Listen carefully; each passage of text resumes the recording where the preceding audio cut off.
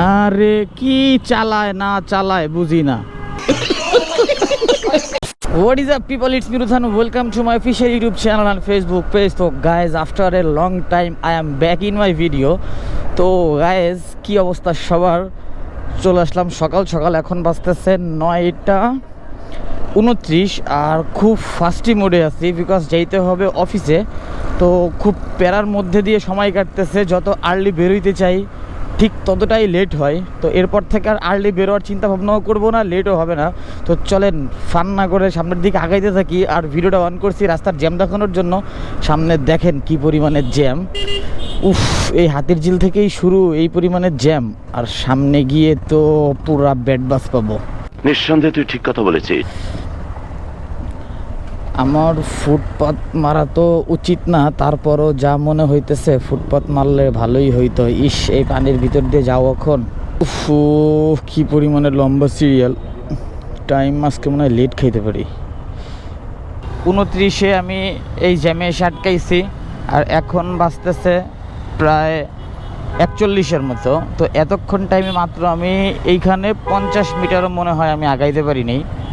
তো বুঝতেই পারতেছেন কি একটা জ্যামে পড়লাম। আজকে লেট খাবো, এটা একদম কনফার্ম, বিকজ আমার হাতে আর সময় আসছে মাত্র 4 মিনিট। এই 4 মিনিটে আমি এই জিএমজি থেকে গুলশান 2 পর্যন্ত কোনোভাবেই পৌঁছাইতে পারবো না। রাস্তা যদি পুরো ফাঁকাও থাকে তাও পারবো কিনা সন্দেহ। তো কি আর করার, লেট যেহেতু খাইছি এটা মেনে নিতে হবে। যাক, এখন যাই আস্তে ধীরে, মানে যত আর্লি আজকে চেষ্টা করলাম যে বের হওয়ার জন্য, আজকেই এত লেটটা হইল। দেখেন সবাই ফুটপাত মারতেছে, এদিক দিয়ে একটু আগে যাওয়ার জন্য কি করতেছে। যাক, লেট যেহেতু আমার হইছেই, তাইলে তো আর কিছু করার নাই। তবে ভিডিও যাই হোক তাই হোক রেগুলার দিতে হবে, বিকজ মাঝখানে অনেক গ্যাপ পড়ে গেছিলো। আপনাদের সাথে আমার ভিডিও লেনা দেনার ব্যাপারে অনেক গ্যাপ পড়ে গেছে। আমি প্রায় 1 থেকে 1.5 মাস যাবৎ টোটালি কোনো ভিডিও করি না। আমার গোপ্রোটা পর্যন্ত আনটাচ ছিল, বাট আজকে কেন জানি মনে হইতেছে যে না, একটা ভিডিও দেই, ডেলি রাইডিং ভিডিও, অফিসে যাওয়া আসা করলেও একটা ভিডিও করে দিব। তো তাই আর কি দিতেছি, কারণ ভিডিও না দেওয়ার কারণে আমার আসলে ওরকমভাবে আপনাদের সাথে পরিচিতি লাভ করতে পারতেছি না। দ্যাটস ওয়াই একটু ফোকাস দিতেছি। গুলশান 2 আজকে বহু কাজ আছে। আবার গুলশান 2-এর থেকে 11টার দিকে যাইতে হবে আমার ভার্সিটিতে।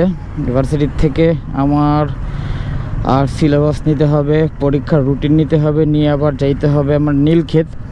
নীলক্ষেত থেকে আমার বই নিতে হবে, বই নিয়ে আবার বাসায় আসো। মানে অনেক কাজ আছে আজকে, যেগুলো আমার এডুকেশন লাইফের সবথেকে বেশি ইম্পর্টেন্ট যে পার্ট, সেই পার্টগুলো আজকে ফুলফিল করতে হবে।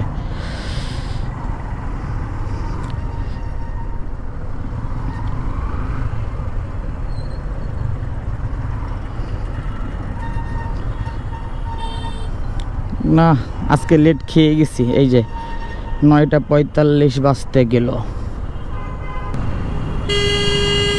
আরে কি চালায় না চালায় বুঝি না। মানে ভুলভাল চালক সব, মানে কোনো রকম ভাবে চালানো শিক্ষায় রাস্তায় হুন্ডা নিয়ে নেমে গেছে গা।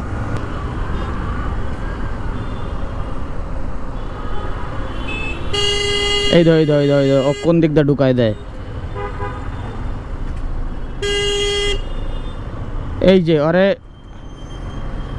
এই তুমি বাইরে যেতে পারবে না, তাহলে কেন এখানে আটকাই রাখো? ফাউল লোকজন।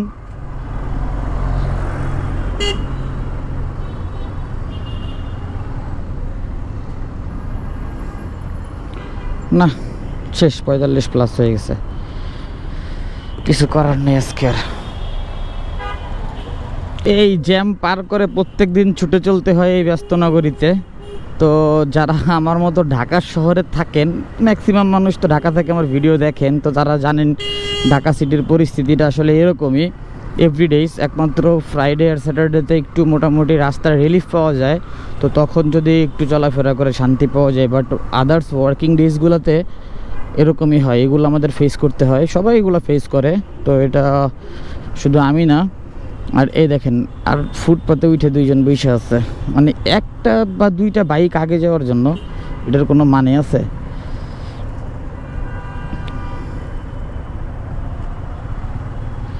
যাক, ব্যাপার না, এই হইতেছে বিষয়। তো দিয়ে দিলাম একটা ডেলি মোটো ব্লগ।